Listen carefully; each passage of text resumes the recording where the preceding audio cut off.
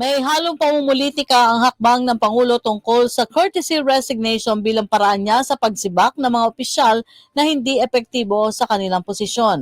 Ito ang pahayag ng ekonomistang si Professor Astro del Castillo sa programang Walang Atrasan kaugnay ng courtesy call na courtesy resignation na ipinanawagan ng Pangulo sa kanyang gabinete.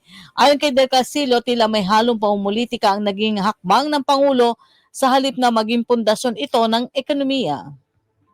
Even though na-appoint na niya agad yung economic team, sana hindi na, kung gano'n din pala, sana hindi na niya pinag-resign yung mga ibang pinagre-resign. Nakakatakot rin mag-recruit eh.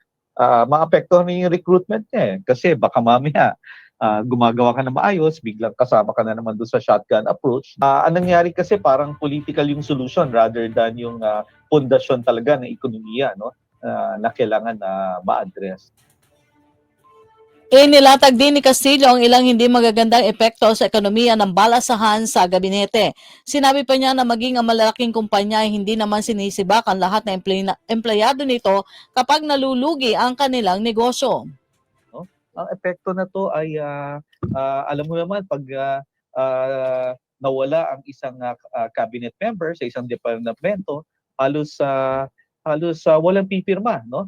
Magkakaroon ng uncertainty do sa departamento, no? Medyo maki-question yung continuity. It's a wrong signal to investors. Yung ibang kasamahan natin, nabasa naman natin sa mga dyaryo, sinasabi nila they support the president, they commend it, no.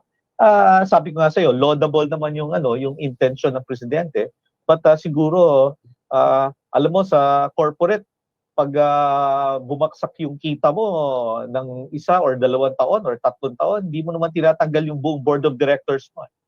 Ang tinig na ekonomistang si Professor Astro del Castillo sa panayam ng Abante Radyo.